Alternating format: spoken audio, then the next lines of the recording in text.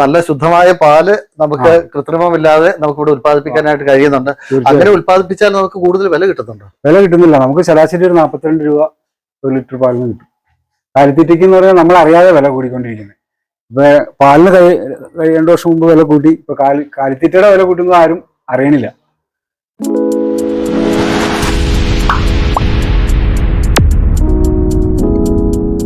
എല്ലാവർക്കും നമസ്കാരം. ഞാൻ ഇടുക്കിയിലെ പടിക്കപ്പിലാണ്. പടിക്കപ്പിലേക്ക് എത്തുമ്പോൾ ശ്രീബു പിറമടത്തോട്ടത്തിൽ. ശ്രീബുവിൻ്റെ ഒരു പ്രത്യേകത എന്ന് പറയുന്നത് എല്ലാത്തരം വിളകളും പരിപാലിക്കുന്ന ഒരു കർഷകനാണ്. ഈ മുറ്റത്ത് തന്നെ നമുക്ക് കാണാൻ പറ്റും കുടംപുളി അല്ലേ? കുടംപുളി. ഇത് എത്ര കുടംപുളിയുണ്ട് നമുക്ക്? കുടംപുളി നമുക്കൊരു 3 കുടംപുളി ഉണ്ട്. നന്നായിട്ട് തന്നെ സംസ്കരിച്ചിട്ടുണ്ടല്ലോ, നല്ല നിറമുണ്ട്. ഇങ്ങനെ നിറം നല്ലപോലെ പുകയത്തിട്ട് ഉണങ്ങും, പുകയ്ക്കും. എത്ര ദിവസം വേണ്ടി വരും? അതൊരു ഒരാഴ്ച പുകയത്ത് കിടക്കണം. രീതിയിലാവും. പിന്നെ വെയിലുള്ളപ്പോൾ വെയിലത്തെടുത്ത് വയ്ക്കും. വേണ്ടത്ര മാർക്കറ്റ് ഉണ്ടോ? വേണ്ടത്ര മാർക്കറ്റ് ഉണ്ടോന്ന് വെച്ചാൽ ഈ വർഷം ഒരു 220 രൂപ കിട്ടുന്നുണ്ട്, പറയുന്നുണ്ട്. വേണ്ടത്ര മാർക്കറ്റ് ഒരിക്കലും ഇല്ല. പണി ചെയ്യുന്നതിനനുസരിച്ച് ഇതിനൊന്നും വിറക് നല്ല രീതിയിൽ വിറക് വേണം. അത് ഡ്രയർ ഉണ്ടോ നമുക്ക്? അല്ലെങ്കിൽ ഡ്രയർ ഇല്ല, നമുക്ക് പോപ്പരയുണ്ട്. ശരി. വേറെ എന്തൊക്കെയാ കൃഷികളുള്ളത്? കൃഷി കുരുമുളക്, ജാതി, ഏലം, പുൽകൃഷി, കാലിവളത്തിലുണ്ട്. നമുക്ക് നമ്മുടെ തൊഴുത്തിലേക്ക് ഒന്ന് പോവാം. ശ്രീബുവിന്റെ തൊഴുത്തിലാണ് നമ്മൾ നിൽക്കുന്നത്. പല തൊഴുത്തുകൾ ശൂന്യമായിക്കൊണ്ടിരിക്കുമ്പോൾ താങ്കൾ നിലനിർത്തിക്കൊണ്ടു പോകുന്നത് എങ്ങനെയാണ്? അത് ഇപ്പൊ പറഞ്ഞിട്ടുണ്ടായിരുന്നു. നമുക്കിപ്പോ അത്യാവശ്യം സ്ഥിരമായ ഒരു വരുമാനം കിട്ടുകയാണെന്നുണ്ടെങ്കിൽ ഇത് മാത്രമല്ല, കൃഷിക്കാരെ സംബന്ധിച്ച് ഇതാണ് ഒരു വരുമാന മാർഗം. വലിയ വരുമാനം ഇല്ലെങ്കിലും ചെറുതായ രീതിയിലുള്ള സ്ഥിരമുള്ളൊരു വരുമാനം. സ്ഥിര വരുമാനം. എത്ര പശുക്കളുണ്ട്? 8 പശുണ്ട്. കുറെ വർഷങ്ങളായിട്ടുള്ള. അപ്പോ അങ്ങ് മാത്രമാണ് ഈ പടിക്കപ്പില് ഈ പശുക്കളുടെ പരിപാലനത്തിൽ തന്നെ ശ്രദ്ധിച്ചുകൊണ്ട് മുന്നോട്ട് പോകുന്നത്. ബാക്കി എല്ലാവരും തന്നെ തൊഴുത്തുകള് വിറകുപുരകളാക്കുകയും അല്ലേ? ഇതിപ്പോ ഒരു 30 വർഷത്തോളം ഞാൻ ഈ ഫീൽഡിലുണ്ട്. കൃഷി, ഈ ക്ഷീരമേഖലയിലും മറ്റുള്ള ചാണാനാണെങ്കിലും ആവശ്യമുണ്ട്. ഈ ബയോഗ്യാസ് പ്ലാന്റ് ഉണ്ടായിരുന്നു. എല്ലാം കൊണ്ട് ഒരു പ്രയോജനമായിരുന്നു. അതെ. അതുകൊണ്ട് പാലുൽപാദനം എങ്ങനെയാണ്? പാല് ഈ 8 പശുക്കളിൽ നമുക്ക് എന്തോരം പാൽ ഉൽപ്പാദിപ്പിക്കാൻ പറ്റുന്നുണ്ട്? 8 പശുവിനെ കൊണ്ട് ശരാശരി ഒരു 40 ലിറ്റർ പാല് ഒരു വർഷം. എവിടെ കൊടുക്കും? ഇവിടെ മിൽമ ക്ഷീരവികസനവും സംഘമുണ്ട് അല്ലേ? സംഘത്തിലാണ് കൊടുക്കുന്നത്. ഏത് തരത്തിലുള്ള പശുക്കൾ അത്? ഇതെല്ലാം തന്നെ HF ആണ്. HF-ന്റെ. അപ്പൊ നമ്മുടെ മിൽമയായിട്ട് ബന്ധപ്പെട്ട് ഇൻസെമിനേഷൻ ഒക്കെ ഉള്ള സംവിധാനം ഉണ്ടോ? ഇൻസെമിനേഷൻ ആയിട്ടുള്ള സംവിധാനം ഉണ്ട്. പക്ഷെ ഡോക്ടറുടെ സേവനം നമുക്ക് ഇല്ല. സേവനം ഉണ്ടോന്ന് വെച്ചാൽ ഭയങ്കര അത്ര ഒരു നല്ല രീതിയിലുള്ള ഒരു സേവനമല്ല. അപ്പൊ നമ്മള് എവിടേക്ക് പോകേണ്ടി വരും ഡോക്ടർ സേവനം? ഇൻസെമിനേറ്ററെ ഒക്കെ ഒരു സേവനമാണ് നമുക്ക് അധികം കിട്ടുന്നത്. ഇൻസെമിനേഷൻ ഉള്ള സേവനം കിട്ടുന്നുള്ളൂ.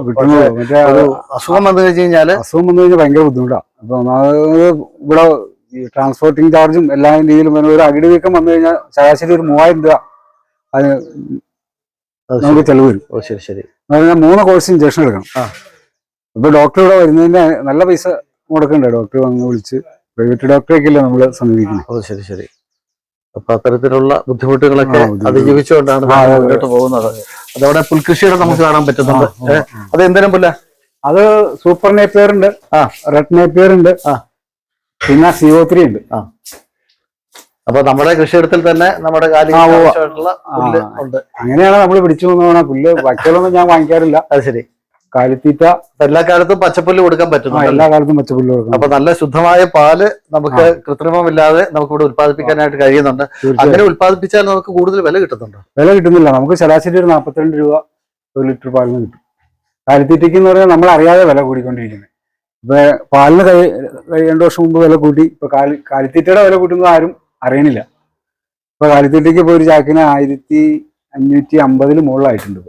15 രൂപ വെച്ച് ഓരോ പ്രാവശ്യം കൂട്ടും, നമ്മളറിയില്ല. അപ്പൊ ഒരു ശരാശരി ക്ഷീരകർഷകൻ അനുഭവിക്കുന്ന സങ്കടങ്ങളാണ് ശ്രീബു പങ്കുവെക്കുന്നത്. കാരണം ഈ പശുവിന് അസുഖം വന്നിട്ട് കാൽസ്യം വന്ന് വീണു പോയതാ. ഒരു നല്ല ഒത്തിരി മരുന്ന് ചെയ്ത പിന്നെ അത് എഴുന്നേറ്റ് പോകുന്നത്. അപ്പൊ നമുക്ക് നല്ല പൈസ കൊടുക്കുന്നുണ്ട്. പ്രതീക്ഷിക്കാത്ത പൈസ കൊടുക്കും. നല്ല പൈസ കൊടുക്കുന്നുണ്ട്. ശരി. രാത്രിയൊക്കെ ആണെങ്കിൽ നമുക്കൊരു ഇതിപ്പോ കാൽസ്യം കുറഞ്ഞു പോയി കഴിഞ്ഞാൽ സമയത്ത് ഇഞ്ചക്ഷൻ കൊടുത്തില്ലെങ്കിൽ ഉറപ്പായിട്ടും ചത്തുപോകുള്ളൂ. പക്ഷെ നമുക്ക് ആ സമയം കൊണ്ട് രക്ഷപ്പെട്ട് കിട്ടിയതാണ് അല്ലേ? ഇപ്പൊ ഒരു 10-20 ലിറ്റർ മരുന്നെങ്കിലും അതിന്റെ ശരീരത്തിൽ കേട്ടിട്ടുണ്ട്.